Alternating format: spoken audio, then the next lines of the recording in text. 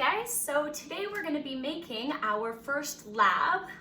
If this is not your first lab in my class, that's okay, but for my purposes in terms of filming, I'm going to be filming this as if this is the first lab that I'm doing with my class. So the lab that we're doing is the Nestle Tollhouse chocolate chip cookie recipe. I am a cookie fiend. I love cookies and have tried a whole bunch of different chocolate chip cookie recipes, and this one has become my favorite. So let's get started. So the first thing that we always want to do when we are baking is to preheat our oven. So your ovens at home will probably be a little bit different depending on the buttons and things like that, but all I do on mine is I press bake. The 350, which is the temperature that we need, comes right up, and I press start. Okay, so I'm going to do that right now. So bake and start. You might need to do it a little bit differently depending on your oven. If you're not sure how to work your oven, just ask a parent or a guardian. Okay, the next thing that we're going to do is we are going to get started with our dry mixture. So I have a bowl here. Okay, for my dry mixture, I always like to do the dry first before the wet because this can sit for a while, and while I'm working on the wet, because wet usually takes a little bit more time. Okay, so the first thing that we need is, I believe, 2 1/4 cups of flour, and I need a butter knife for this. Okay, so I've got my flour in a container like this, just to make it easily accessed. And I have my dry measuring cup here. So remember, anytime that we're using dry or solid ingredients, we're gonna use a dry measuring cup. Okay, so we're gonna scoop out a heaping amount of our flour. Okay, we always wanna do a heaping amount when we're measuring dry. I'm gonna take the back side, so the flat side of a butter knife, tap it to get any of the air bubbles out, and then I'm gonna scrape off the excess so I have a perfectly level cup of flour. Okay, so 1, and I'll do that again. So heap, tap, and scrape. Okay, you don't want to use the curved side of your butter knife, okay, because you're going to carve out too much of the excess flour that you have. Okay, so you want to use the flat side of your butter knife to do that. Okay, so I've got my 2 cups, and now I need 1/4. Okay, just do the same thing. Put it right in my bowl. Okay, one thing I do like to do too whenever I'm cooking or baking is to put things away and tidy up as I go so that I don't have an absolute disaster in my kitchen. And if you're cooking at home, I'm sure that your family will appreciate that. So I'm just gonna put my flour away, get it off of my counter, and then it frees up a good amount of counter space. Okay, the next dry ingredient I need is my baking soda. So I have mine in this little container. These are new containers for me, and I'm very excited. I love being organized. So I need 1 teaspoon. So my teaspoon measure, okay, I don't know if you guys can see that. It'll be backwards, but it says 1 TSP. That means teaspoon. And I'm gonna do the same thing that I did. I've got some fluff or something in here. That's okay. I'm gonna do the same thing that I did with my flour. Okay, I don't know if you guys can see that. I'm gonna heap it, tap it, and then scrape it off. Okay, and then please make sure that you're using baking soda and not baking powder.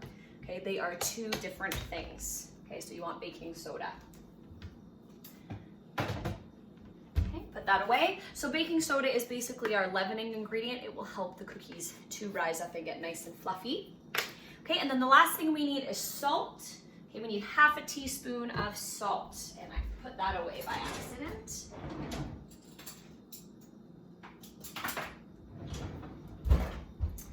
Okay, try to be prepared. Always forget something. Okay, so I just have this thing of salt here. With salt, you can just kind of shake it off. It's a little easier to shake off. You don't have to do the heap tap scrape necessarily. And I'm just gonna dump that right in there. So those are all of my dry ingredients. Notice how I'm putting things away as I go. Okay, to keep my area tidy. And what I want to do is just give this a whisk to get it really nice and incorporated.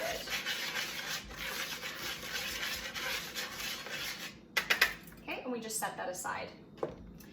So the reason that we want to always add salt to our recipes, okay, whenever we're baking, you're like, why do we need to add salt? This is supposed to be sweet, right? But salt helps to bring out the flavor of your dish. So you always want to make sure that you're following the recipe and adding salt if it requires it. Okay, the next thing I'm going to do is just give this a little quick tidy. I always hate having flour on my counter, so just do this over the dishwasher so then it doesn't go all into the floor. Okay, just like that. Okay, so the next thing I need is another bowl. So I'm taking a separate bowl here, not the same one that has my flour, and I'm going to use this for my wet ingredients. So it calls for 1 cup of butter or margarine softened. And the cool thing is, if you are using butter, I don't know if you'll be able to see that, but there's this little measurement here. It's a line, and it says quarter cup, half a cup, and 1 cup. So if you want, you can always open up your package, okay, of butter, and then you use this line here to help kind of guide you where you need to cut.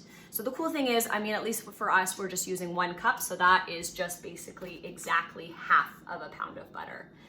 Okay. If you're using margarine, okay, you'll have to use a measuring cup, and I'm going to show you actually how to do that, because measuring butter is a little bit different than measuring flour. Okay, so I have my 1 cup measure here. Because it is a solid, right? Butter, it comes basically as a solid. I just had to cube it up and melt it a little bit because it was in the fridge. We want it room temperature, so you just might want to melt yours a little bit if it's coming right out of the fridge. Okay, but the reason we want to use a measuring cup, a dry measuring cup for butter, is because it's a solid, it's not a liquid. If we were using a liquid, something like oil for other recipes, okay, you'll want to use something like this, which is a liquid measuring cup. Okay, but we'll get into that another time. So I'm going to take all this butter to show you what you're supposed to do to measure out your butter or margarine if you don't have, you know, the lines on your butter package, or if you're using margarine. So I'm just going to plop these into my measuring cup. And you think, oh, maybe that won't fit, but trust me, it will. Get all this stuff off my plate. Okay, so it's getting a little bit full. So what you want to do with butter or margarine is you want to take your knife and squish the butter all the way down into your measuring cup. Okay, just move it around a little bit because you're trying to get rid of any of the air bubbles, right? Anytime we want an accurate measurement, we have to do it like this. Okay, so now I have room to fit in the rest. Just scrape off my plate.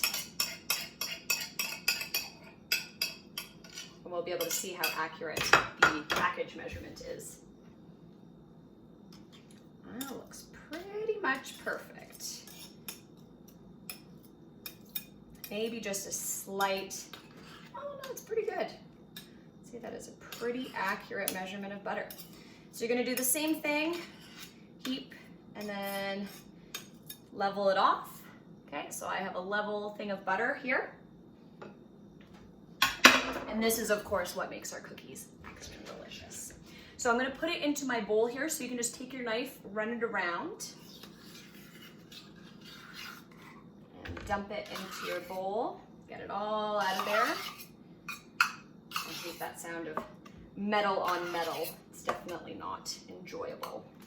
Okay, if you want to get out any excess, maybe it's hard to get out, like some of that, I'm just going to use a rubber spatula to scoop out the rest. We are going to be using this later. Whoops, got some butter on the floor. Okay, just going to set that aside, pick up that butter so I don't step on it. Okay, and then the next thing I need to do is add my sugars. Okay, so whenever you're making cookies, this is usually the first step for the wet ingredients, is you're always mixing your fat with your sugars. Each recipe will have a different kind of ratio of fat to sugars. This one is a cup of butter to 3/4 of a cup of both white sugar and brown sugar. Okay, so how you measure out white sugar and brown sugar will be a little bit different. So what I have here, is you can do 3/4 of a cup 2 different ways as well. So you can either do 1/2 a cup plus 1/4 of a cup, okay, that equals 3/4 of a cup, or you can just use a 1/4 of a cup 3 times. Okay, so I will do the 1/2 a cup and 1/4 cup because that's easier. And you just want to level it out. Same thing with as your dry ingredients. Okay, I was going to use my 1/2 a cup. Put that in there. You can tell already that this recipe is not technically healthy in any way, but that's okay. We're allowed to eat things, treat ourselves, enjoy food, enjoy life. Okay, so I've got my 3/4 of a cup of white sugar. Now brown sugar is different, okay? It's a little bit more, it's got a bit more of like a sandy texture to it. So what you wanna do is you wanna put your measuring cup right into your brown sugar, and then you just wanna gently actually press it into your measuring cup with your fingers. Make sure your hands are clean, and level it off like that. So it should look approximately like that. You don't need to absolutely pulverize it into your measuring cup, just lightly press it. If your brown sugar is really dry and crumbly, one trick that you can do is you can actually add just a piece of bread, just throw it right into your brown sugar, just on top, and the moisture from the bread helps to soften your brown sugar. It'll have to sit overnight approximately. Some of you might also have something that looks like, let me just clear it off a bit, looks like this. Okay, it's just a little like ceramic disc, terracotta disc. You soak these and put them in, and then they help to keep your brown sugar soft as well. Okay, so now I've got my 1/2 a cup, and total with the 1/4 cup, we have 3/4 of a cup of brown sugar. Okay, I'm just gonna put these away. Again, tidying as I go. Rinse my hands off just to get the sugar off.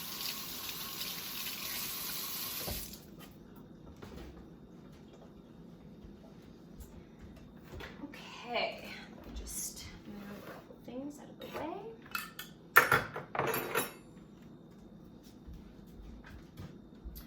So what we want to do next is we want to use a hand mixer.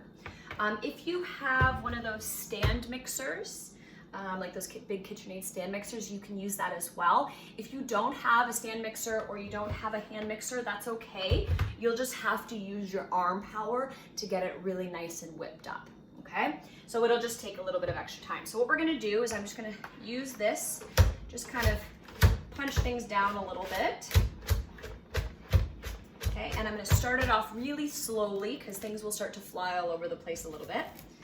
Just put it on low, just to get it started.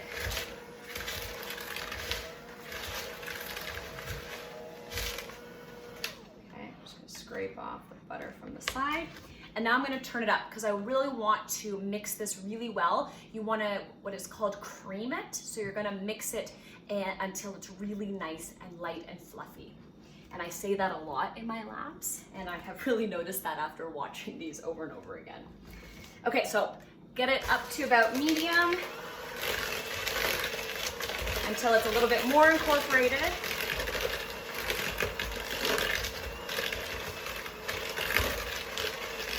If you have any chunks of brown sugar that don't want to break up, kind of like this, I just turn it off and just break it up with my fingers. Okay, and now I'm gonna put it on a little bit higher.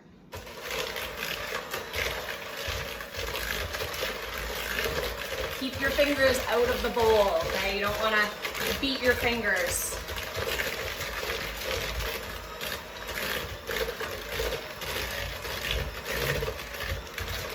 Notice how I'm turning the bowl kind of as I go. This really helps to incorporate everything evenly. And now I'm on the highest speed. Definitely keep a hold of your bowl though. It might go flying if you let go of it by accident.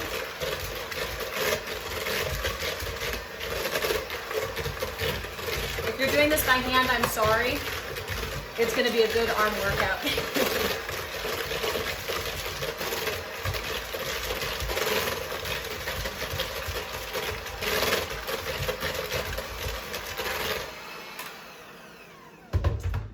So I'll show you what it should start to look like. So it's got a really kind of a little bit of a lighter look to it. It's getting kind of that fluffy texture. This is where we can stop for now. Rinse the butter and sugar off my fingers. Okay, because we want to add our eggs and our vanilla next. Let me just double check my recipe here that I'm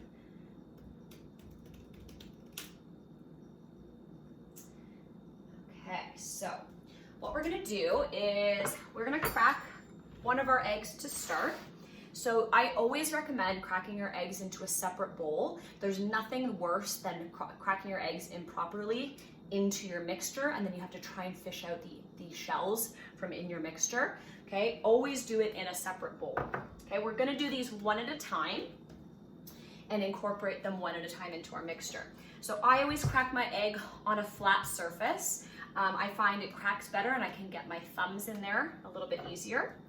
Okay, so crack, I just did one tap, stick my thumbs in, and whoops, open it up, just like that. Okay, if you happen to get any shells in your bowl, that's okay. Just use the shell to scoop it out. If you try to go in there with your fingers, it's really slippery and you'll have a hard time. So the easiest thing is to just go right in and scoop it out with the shell. Okay, so I'm gonna add that to my mixture. Grab another paper towel to wipe my fingers. And I'm just gonna scrape down the sides of the bowl a little bit with my rubber spatula just to really get it all down there.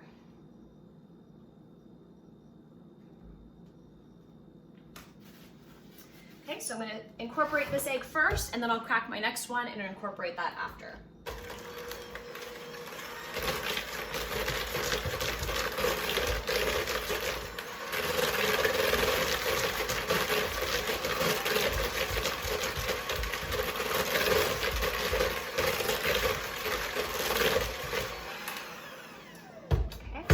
Fully mixed in. I'm gonna do my next egg. So remember, flat surface, just give it a nice tap, stick your thumbs in, and pull it apart. Just like that. Okay, get that in there. Now I'm done with this bowl. Put it in my sink.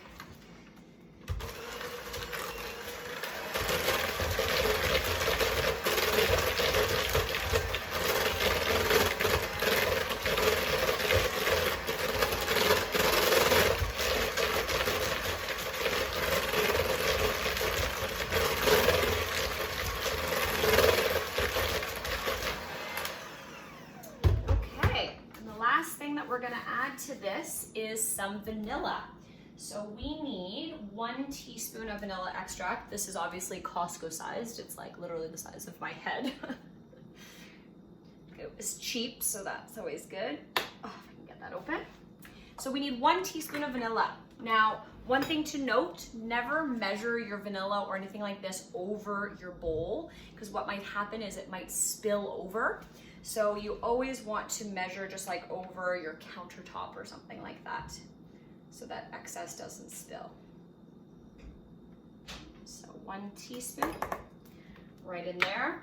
Oh, I love the smell of vanilla, but don't ever taste it in its current state. It tastes disgusting. It smells amazing, but it tastes gross. Okay, I'm just gonna whip that in.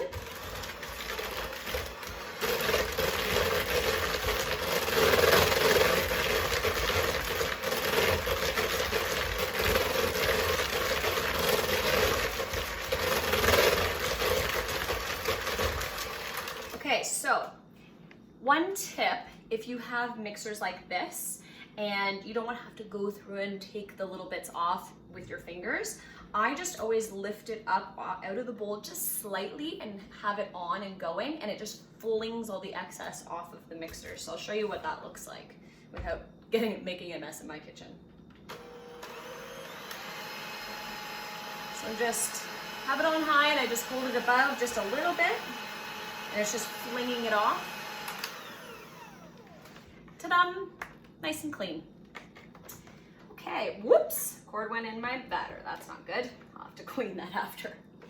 Okay, I'm gonna take these out. I don't need these anymore.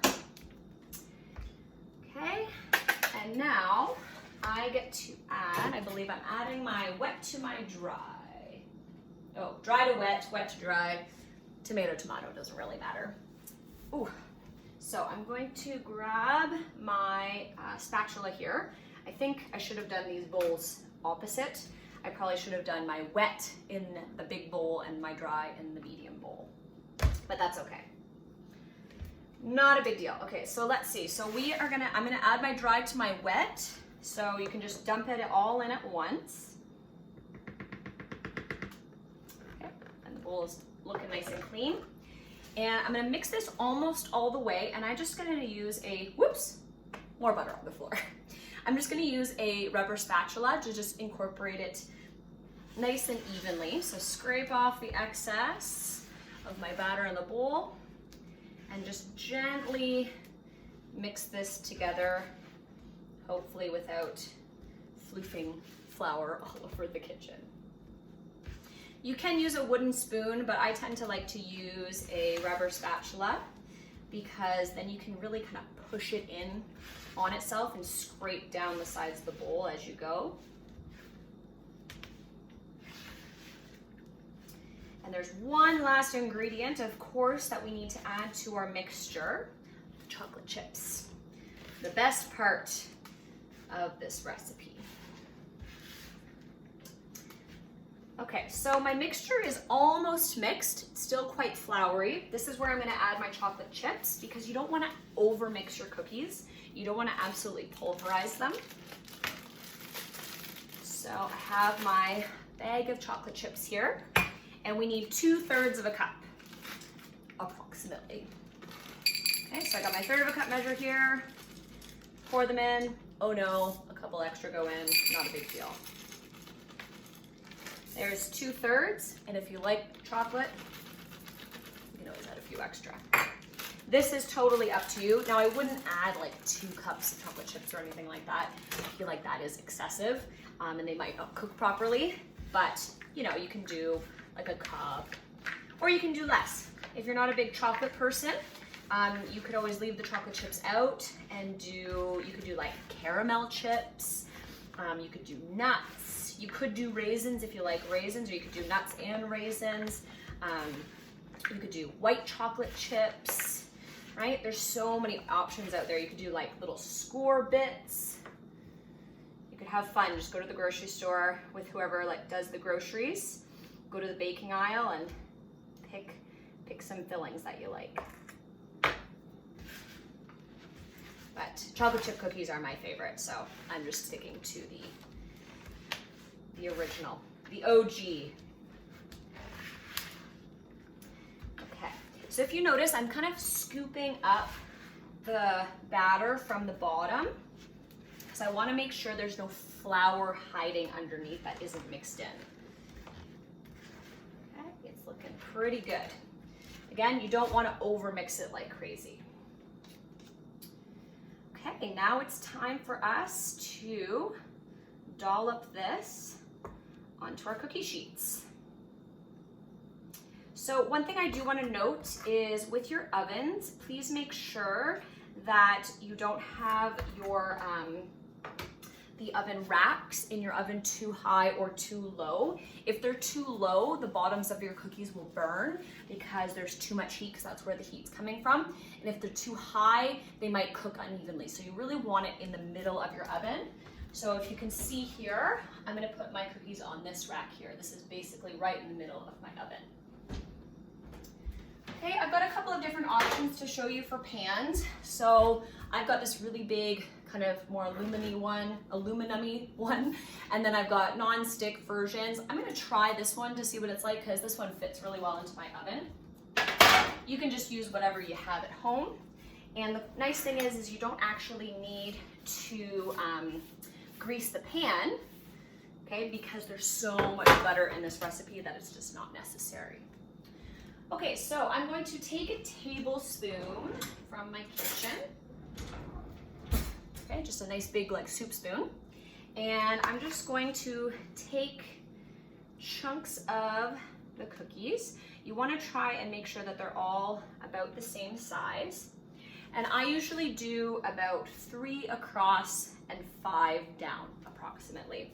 You don't want to overload your baking sheets with your cookies because they will spread out. And what can happen is they'll run into each other and then you'll just have like one big jumble of cookies. The other thing I wouldn't recommend is don't make your cookies too big. Like don't make one giant cookie, as tempting as it might be, because it won't cook properly. There are recipes out there that you can use to make one giant cookie. That's what they're meant for. But baking is really a science. It's like a chemistry equation, right? It's like a science experiment. All the chemicals have to kind of work together properly in order for the baked good to come out properly. So trying to make one big cookie with this recipe probably won't work. You'll have an overcooked outside and a raw middle, which is not very good. Okay, just putting these down evenly.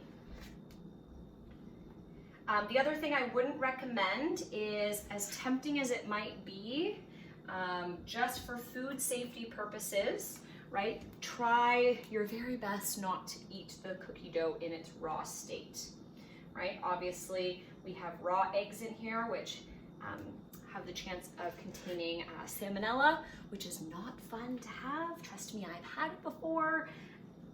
And so, excuse me, I wouldn't recommend eating the cookie dough raw. There are recipes out there, or there's actually companies out there who make raw cookie dough, like on purpose. I've had one before. They had it at Longo's in Ancaster, and oh my goodness, it was called, I think it was Yummy Dough, like D-O-H, like how Homer Simpson says dough. And oh my goodness, it was the best thing I've ever had. Okay, so I have my cookies on a tray here. I'm just gonna look at them and eyeball them. I want them all to be about the same size, so I'm gonna add just a little bit extra to some of them that look maybe a little bit small. Okay, and then I'm gonna pop these into the oven. Now, one thing I do notice that students sometimes do when they're putting things in the oven is they use oven mitts. You don't actually need to put things in the oven with oven mitts, only to remove something from the oven while it's hot. Because oven mitts are a little bit big and clunky, right? Because I have, for example, these ones, which are great, but they're kind of like shiny and they don't move very well. They're not very flexible. So you definitely don't need to put your cookies in the oven with oven mitts, just take them out. So I'm only doing one pan at a time. The rest will be sitting in this bowl. You can just leave it on your counter, but if your house is really hot, I maybe put it in your fridge just so that the cookies don't melt too much. And it takes about 9 to 11 minutes depending on the heat in your oven. Every oven is a little bit different. My oven is about average in terms of heat and time it takes to cook things. Your oven might be really hot and it might be done in like 7 or 8 minutes. So I recommend is always setting your timer for 7 minutes or 8 minutes, checking your cookies, and then adding more time if you need, because you can't take away time. So what it should look like, you'll see the picture in the thumbnail, but the cookies should be spread out and should be lightly, just very lightly golden brown around the outside. And then when you pull them out, they shouldn't look shiny anymore on the top. That's when you know that they're done. Okay, so I'm gonna pop these in the oven and then I'll take some pictures when I'm done. Okay, thanks guys, and I hope you enjoy.